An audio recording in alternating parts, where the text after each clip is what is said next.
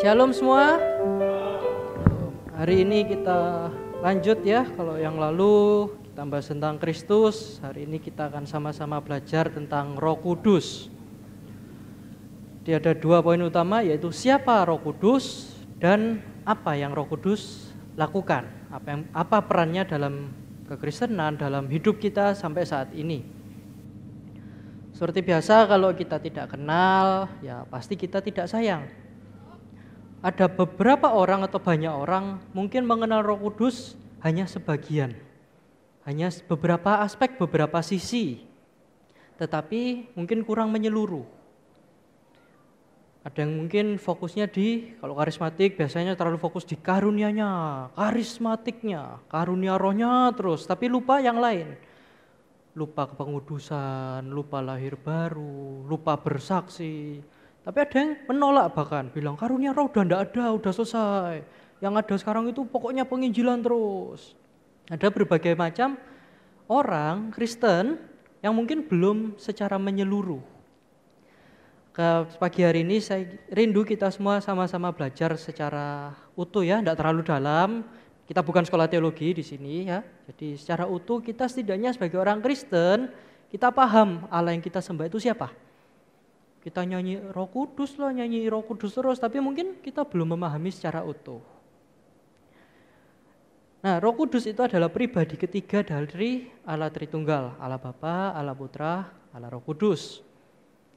Punya esensi hakikat yang setara, sama-sama Allah. Ada orang yang bilang, oh Roh Kudus itu utusannya Yesus, Roh Kudus itu utusannya Bapa, berarti Allah yang lebih kecil. Bukan. Roh Kudus setara, sama-sama Allah. Jadi kalau ada yang ngajarin, oh Roh Kudus itu suruhannya Yesus, itu atau mungkin lebih ngawur lagi, Roh Kudus itu bukan orang, Roh Kudus cuman energinya Allah. Itu lebih ngawur. Kita jelas Alkitab mengajarkan bahwa Roh Kudus adalah pribadi. Bukan cuman energi, kalau mungkin dulu film silat gitu ya, ngumpulin energi, ngumpulin tenaga dalam. Roh Kudus bukan energi, bukan tenaga dalamnya Tuhan, tapi Roh Kudus adalah Allah juga. Alkitab mengajarkan Roh Kudus punya akal budi, punya pengetahuan, bisa emosi, punya kehendak, bisa memerintah, bisa didukakan dan lain-lain. Dan hal itu kalau Roh Kudus bukan orang, sangat tidak masuk akal. Gimana ceritanya saya bisa bikin meja itu berduka, bikin kursi itu sedih, kan tidak bisa ya. Yang bisa sedih ya orang, sesama gitu. Atau mungkin paling jelek ya mungkin hewan, bisa nangis, bisa sedih. Tapi nggak bisa benda mati itu punya emosi. Kursi nggak bisa berduka, kursi nggak bisa sedih, nggak bisa marah. Kursi ya udah kursi. Tapi pribadi bisa didukakan, bisa ditolak, bisa marah, bisa menyuruh. Sehingga Roh Kudus itu pribadi. Kita buka di Yohanes 14 ayat 26. Tetapi penghibur yaitu Roh Kudus yang akan diutus oleh Bapa dalam namaku, dialah yang akan mengajarkan segala sesuatu kepadamu dan akan mengingatkan kamu akan semua yang telah kukatakan kepadamu.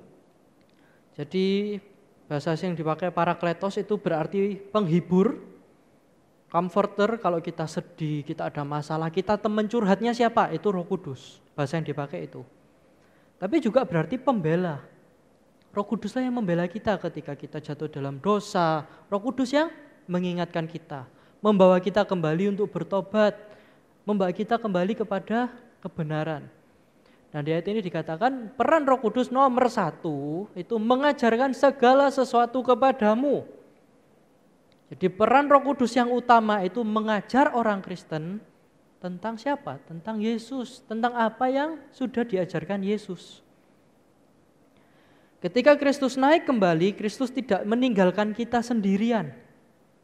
Kristus berjanji dan sudah digenapi saat Pentakosta, sekali untuk selamanya, tidak ada Pentakosta kedua, ketiga, keempat, kelima, tidak ada. Pentakosta sekali di Yerusalem dan sudah terjadi dan Roh Kudus sudah dicurahkan.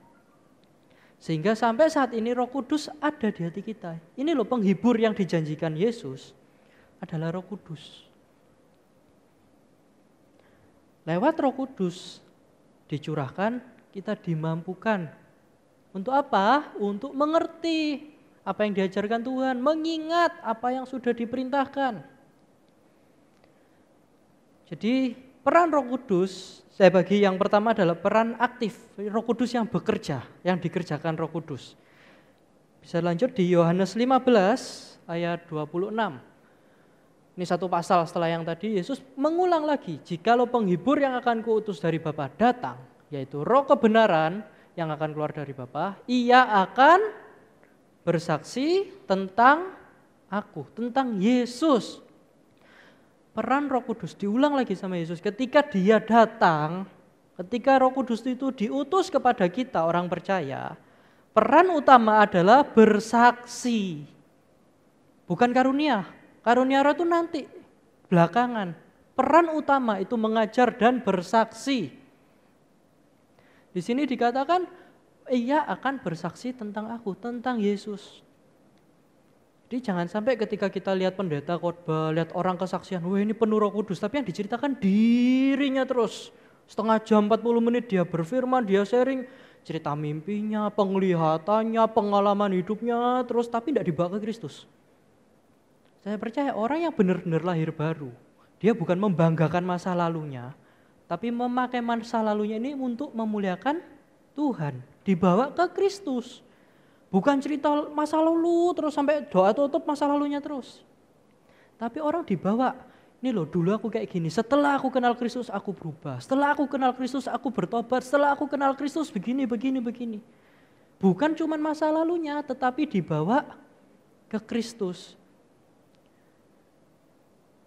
Sehingga kenapa seperti itu? Sehingga kita perannya apa? Bagi jemaat, kita enggak pilih-pilih, oh lek sing khotbah iki tak rungokno, aku datang full. Oh lek sing khotbah ini yes enteni buyar ae.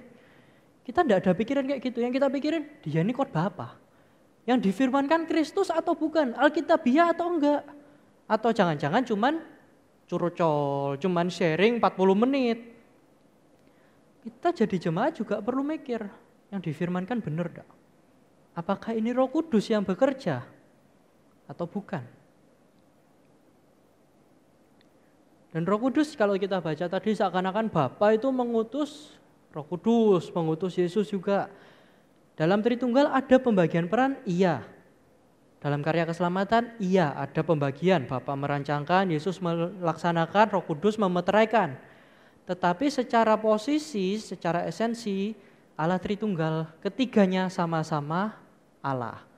Bukan Yesus ini kacungnya suruhannya Allah Bapa, terus Roh Kudus suruhannya Yesus, bukan. Misal di gereja ada Bu Gembala, ada penatua, ada koordinator ini, koordinator itu, ada jemaat. Memang secara susunan Bu Gembala paling tinggi, kemudian ada penatua, ada koordinator, baru jemaat mungkin. Tapi apakah Bugem berarti jadi lebih suci dari jemaat? Enggak. Di hadapan Tuhan kita sama. Kita imamat yang raja nih, di hadapan Tuhan semuanya sama. Secara hakikat, secara manusia, bukan berarti oh kalau saya jemaat saya kurang manusia nih, kurang rohani. Enggak. Pembagian peran itu ada, tetapi esensi, hakikat kita sebagai manusia sama rata semua. Sama halnya Roh Kudus di depan kita kelihatannya, oh Roh Kudus itu yang ngutus Yesus, berarti di bawah. Itu hanya pembagian peran. Secara hakikat, ketiga-tiganya adalah Allah yang sejati. Tidak ada Allah yang Allah kecil, Allah besar, tidak ada. Kristen percaya bahwa Allah Tritunggal, Allah Bapa, Allah Putra, Roh Kudus sama-sama Allah.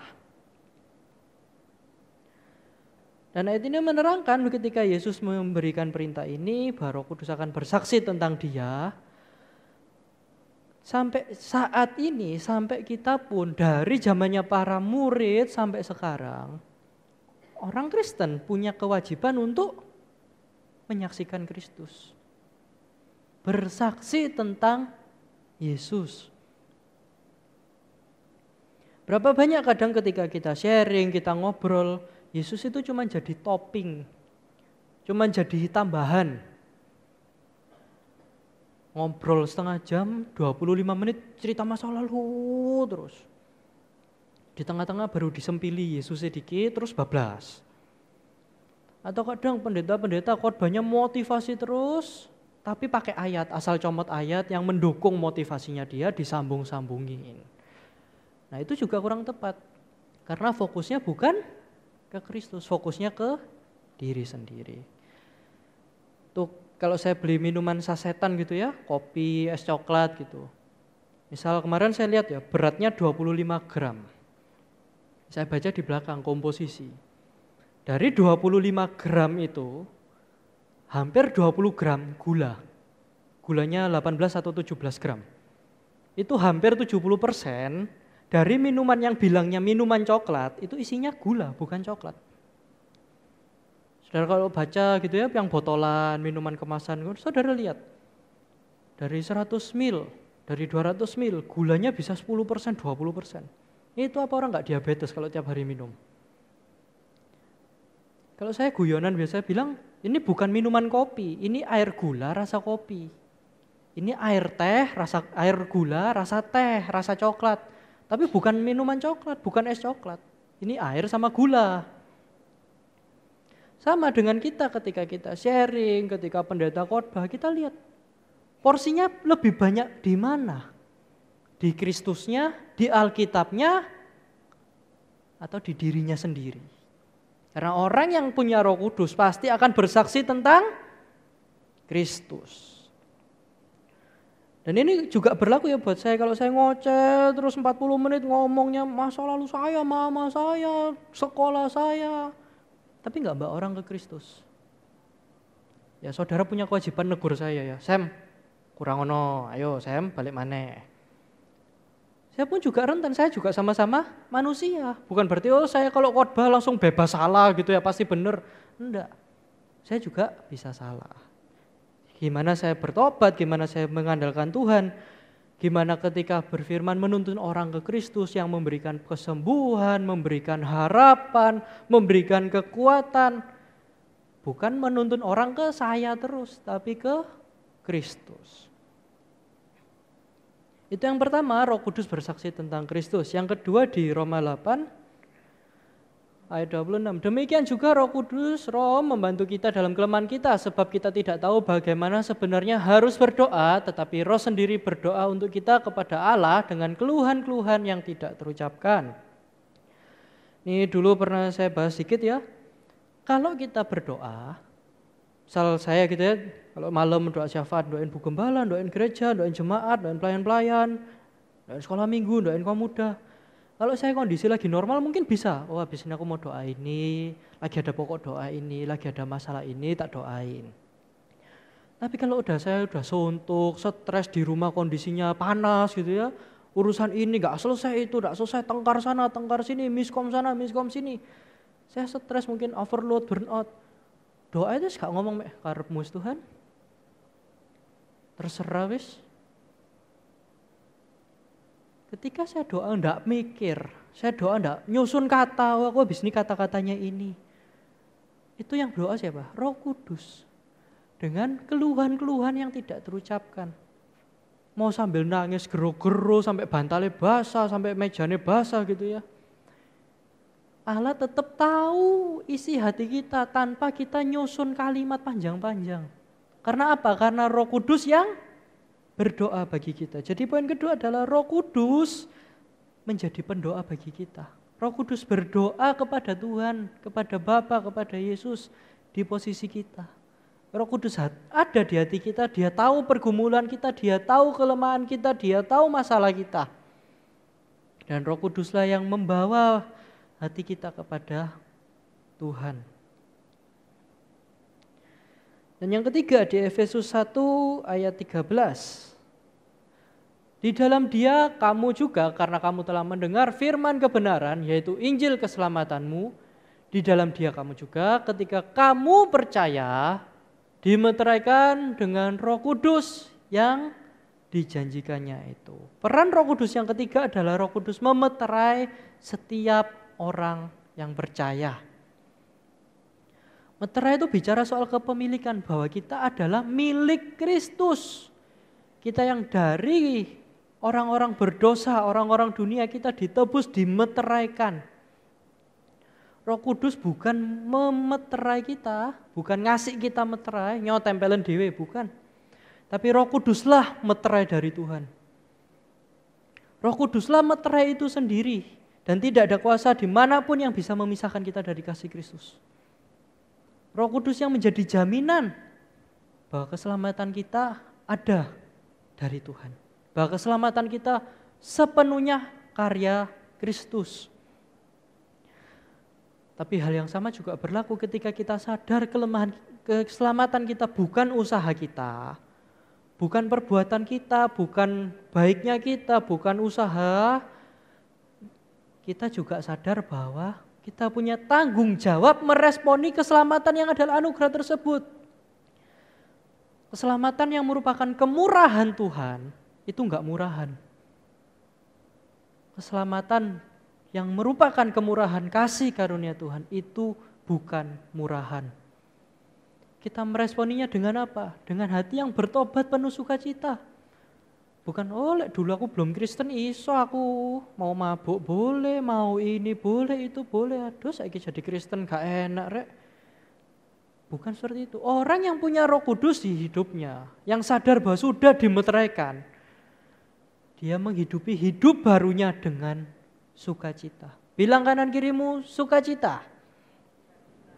Ngomongnya mbak beseng kok rek. Sukacita. Nah, ketika kita ada Roh Kudus di hidup kita, kita meresponi dengan pertobatan yang penuh sukacita. Kita dengan sukarela meninggalkan manusia lama kita, menuju kehidupan yang layak di hadapan.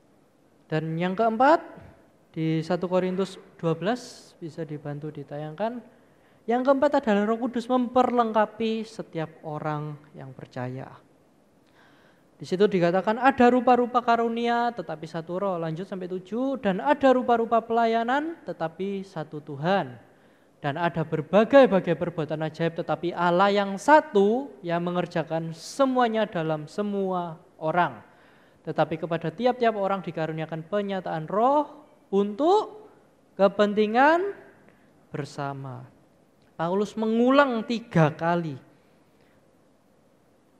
Berbagai macam karunia, satu Allah. Berbagai macam perbuatan, satu Allah yang kerja. Roh Kuduslah yang menyatukan semua orang percaya dan memperlengkapi gereja. Terlepas mau sinode apapun, aliran apapun, paham apapun, selama dia percaya Kristus adalah Tuhan dan Juru Selamat, dia saudara kita. Dia sesama orang Kristen. Karunia ini yang di bahasa aslinya adalah karisma, yang sampai sekarang jadi karismatik gitu ya, karisma. Itu adalah pemberian, berarti pemberian, hadiah dari Tuhan. Maka enggak ada orang buka kursus les bahasa roh. Karena bahasa roh itu pemberian dari Tuhan. Enggak ada orang buka les-lesan bernubuat, les-lesan doa profetik, enggak ada. Karena itu semua dari Tuhan. Itu adalah hadiah. Dan suatu saat ketika sudah tidak diperlukan, Tuhan bisa ambil. Karena itu bukan milik kita. Kalau kita punya karunia A, karunia B, gunakan untuk membangun gereja. Kepentingan bersama. Tadi di ayat 7 dikatakan diberikan kepada tiap-tiap orang. Artinya apa? Setiap orang percaya punya karunia. Nggak nunggu pelayanan 5 tahun dulu baru dapat karunia, nggak ada teken kontraknya kayak gitu. Begitu orang percaya Kristus, begitu ada Roh Kudus dimeteraikan, Tuhan kasih karunia untuk membangun gerejanya, untuk kepentingan bersama. Jadi jangan sampai kita punya, karunia lek sing karunia bapak iki, mantep, lek sing doa sing iki aja, suruhan bapak iki lek doanya pasti kejawab. Nggak ada. Kita semua punya karunia yang sama dari Tuhan porsinya. Perannya sama untuk kepentingan bersama. Macam-macam karunia apa? Saya tidak bahas hari ini, tahun depan saya rindu jemaat sekalian pelayan bisa ikut ya. Kita nanti ada kelas pemuritan, di situ dibahas keselamatan kita bisa hilang enggak? Karunia aku ini apa sih? Gereja tuh ngapain kok sampai sinodenya ada ribuan, ratusan? Saya rindu kita semua yang pelayanan, yang jemaat bisa sama-sama belajar, kita sama-sama ngerti, kita Kristen enggak cuman datang minggu pulang, tapi jadi Kristen yang punya akar yang kokoh. Dan ini 4 sebagian kecil ya peran dari Roh Kudus. Kalau dibahas semua tidak selesai, nanti jadi kuliah gitu ya. Saya bahas secara singkat. Jadi posisi dan peran Roh Kudus ini mengkonfirmasi bahwa Roh Kudus adalah pribadi. Saya tekankan lagi, Roh Kudus adalah pribadi. Beberapa tindakan tadi saya bilang di awal akan janggal, akan aneh. Kalau ternyata Roh Kudus itu bukan pribadi. Alkitab mengajarkan bahwa Roh Kudus bisa didukakan, bisa dihujat, bisa ditolak, dan bisa ditaati. Semua itu menunjuk ke satu pribadi. Tidak bisa kita menaati kursi, menaati speaker, tidak bisa. Orang yang ngomong lewat speaker bisa ditaati, tapi kita bukan taat ke speaker, taat ke orang di balik mic yang ngomong. Kita juga taat Roh Kudus, maka Roh Kudus adalah pribadi. Lalu apa dampaknya, apa aplikasinya buat kita orang-orang yang percaya? Dibantu di Roma 8 ayat 15, yang pertama menjadikan kita anak Allah dan kita bisa berseru Abba Bapa. Sebab kamu tidak menerima roh perbudakan yang membuat kamu menjadi takut lagi, tetapi kamu telah menerima roh yang menjadikan kamu anak Allah. Oleh roh itu kita berseru, ya Abba Bapa. Beberapa bulan yang lalu sempat saya bahas ya, bahwa kita menyembah Allah yang berdaulat, Allah yang berkuasa, yang maha suci, maha kudus, maha kuasa, maha ini. Tapi sebagai Bapa kita. Saudara punya Bapa yang baik, amin? Saudara percaya Allah di atas segala raja, Allah yang maha kuasa itu mau loh mengangkat kita jadi anaknya. Mau loh membagikan kasih-Nya ke kita, menebus kita. Sehingga kita bisa berseru oleh dorongan Roh Kudus, ya Abba Bapa. Yang mendorong siapa? Ketika kita ada Roh Kudus, kita bisa yakin bahwa Allah yang kita sembah, Allah yang kepadanya kita berdoa adalah Bapa kita. Ketika kita doa, apakah kita dengan penuh keyakinan kita doa ke Bapa kita seperti anak kecil ngomong yang ceplas-ceplos apa adanya ke Bapaknya? Atau justru kita kalau doa ragu, didengar enggak ya? Doaku dijawab enggak ya? Doaku pantas apa enggak ya? Saya tak susun saya kata-katanya. Atau kita seperti anak kecil yang apa adanya? Kayak Joyce anaknya Chevy Guever itu ya, kalau ngomong pulang ngantuk, selesai. Mau kita lagi masih ibadah, masih apa ya, dia ngomong apa adanya. Jujur, terbuka di hadapan ayahnya. Gimana dengan kita? Apakah kita di hadapan Bapa kita yang Maha Kuasa itu, apakah kita datang dengan jujur? Dengan hati yang terbuka, dalam kelemahan kita datang kepada Tuhan. Atau kita malah berbelit-belit, kita mikir, oh kalau aku doa kayak gini, ben didengar ya apa ya? Orang yang punya Roh Kudus, dia bisa berdoa dengan damai sejahtera. Berdoa dengan penuh harapan, penuh keyakinan bahwa Allah, Raja di atas segala raja itu pasti mendengar dan menjawab doa kita. Ada amin saudara? Dan poin yang terakhir, yang kedua ya, peran dari Roh Kudus adalah menerangi hati kita. Membuka pikiran kita di mana kita bisa mengenal firman, mengenal Kristus. Siapa yang di sini kalau baca Alkitab males, ngantuk, bolong-bolong, baru baca 2 ayat terus kepikiran, aduh besok aku ada deadline ini rek. Besok masa apa ya? Gampang terdistraksi, kita enggak fokus. Kadang sudah baca sak pasal, tadi aku baca apa ya, gak inget wesan. Berapa banyak mungkin kita belum mengenal firman dengan baik. Ini bisa dibantu tayangkan di Matius 27. Matius 27 ayat 46. Ini kita belajar salah satu contoh aja ya. Kita lihat salah satu contoh. Di sini kira-kira jam 3 berserulah Yesus dengan suara nyaring, Eli Eli lama sabachthani, yang artinya Allahku Allahku mengapa engkau meninggalkan aku. Ini sering ya waktu saya kecil di sekolah minggu jadi kuisnya cerdas cermat gitu ya menjelang Paskah. Biasanya ada kuis-kuis Alkitab gitu ya. Yesus disalib bilang apa? Eli Eli lama sabachthani. Tahukah saudara di sini Yesus tidak sedang ngomong bahasa Yunani, bukan ngomong bahasa Aram yang sehari-hari dipakai. Kalimat Eli Eli lama sabachthani ini kalimat dalam bahasa Ibrani. Yesus mengutip langsung dari Mazmur.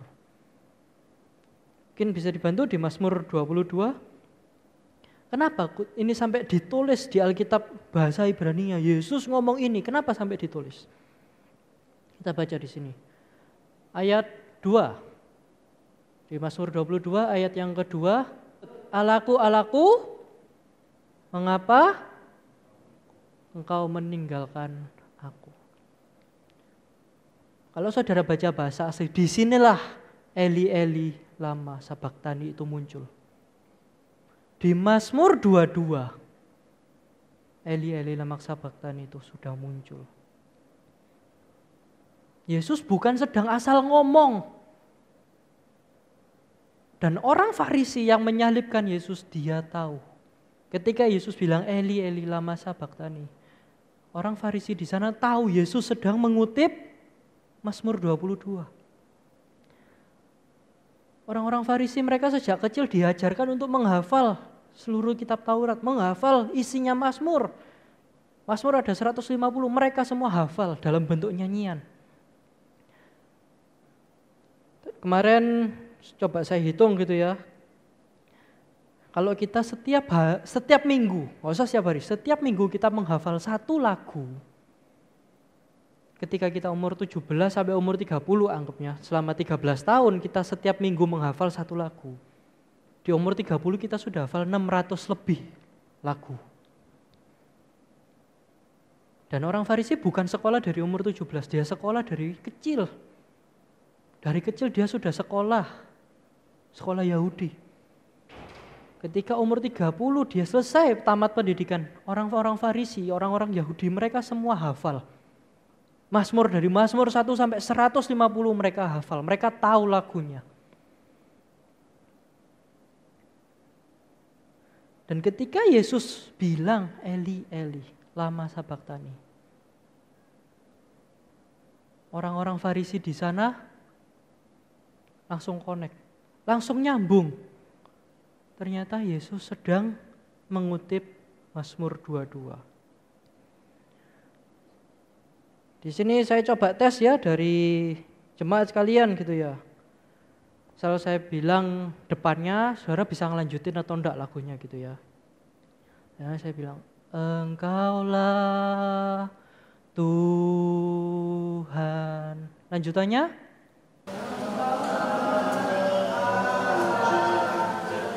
Nah, bisa. Berdaulat.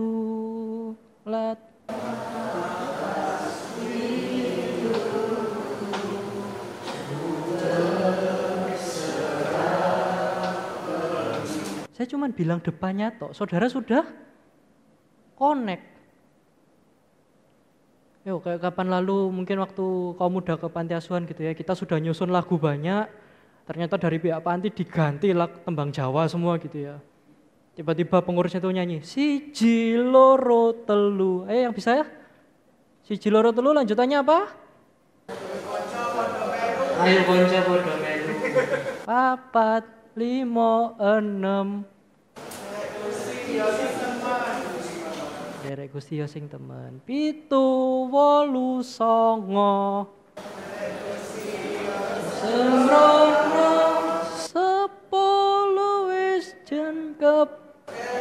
Gusti sing tahu ya, saya cuma bilang siji loro telu. Yang sudah hafal lagunya pasti langsung, oh ini nyanyi ini loh.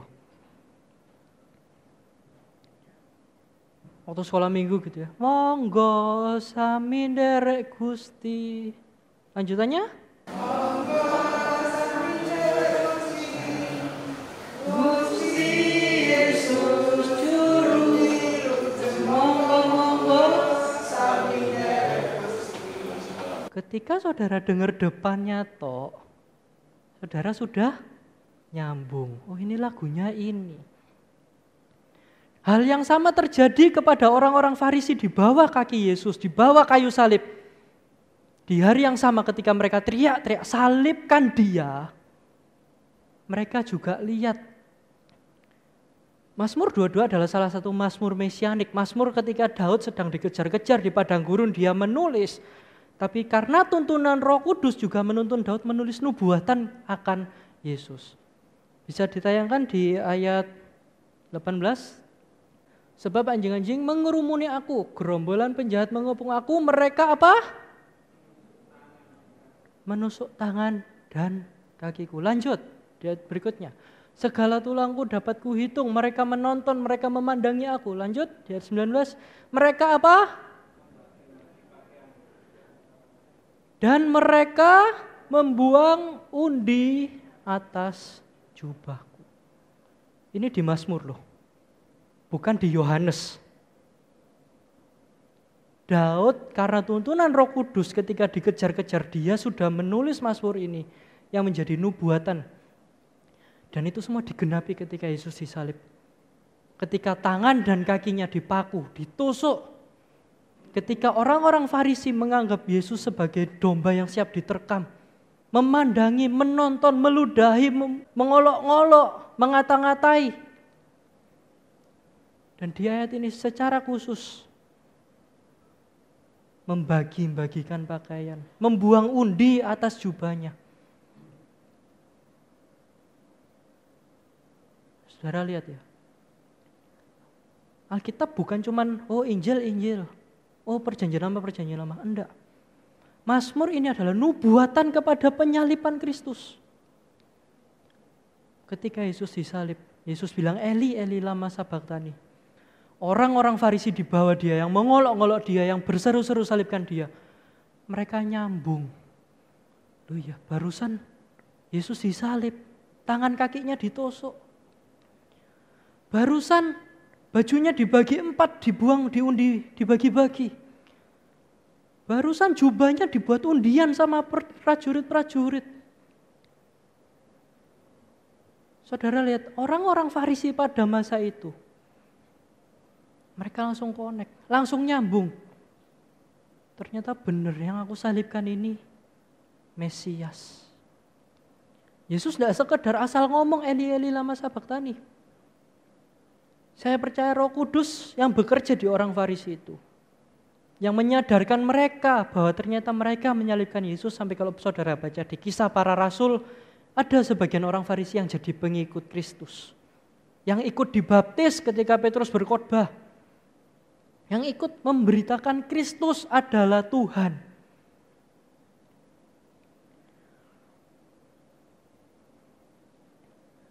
Disitulah Roh Kudus bekerja.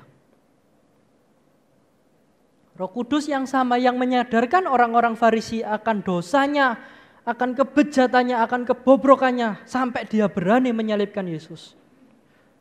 Tapi juga melindungi, menghibur, membawa orang-orang Farisi ini kepada kebenaran.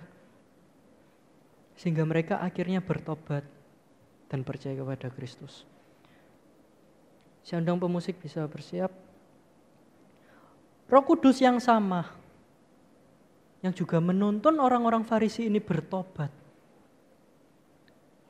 Saya juga percaya itu adalah Roh Kudus yang sama yang ada di hati kita. Amin.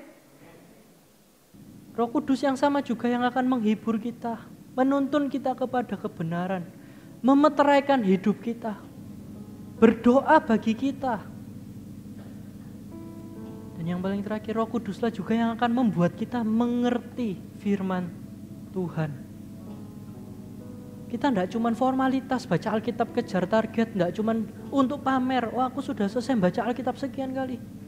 Tapi setiap kali kita baca Alkitab, kita minta tuntunan Roh Kudus. Kita mau rindu mengenal Tuhan lebih dalam. Kita mau mengenal Yesus lewat firman-Nya, lewat apa yang Yesus beritakan. Kita minta tuntunan Roh Kudus untuk membuat kita bertobat, menyandarkan diri kepada Tuhan, memanggil Allah sebagai Aba Bapa kita.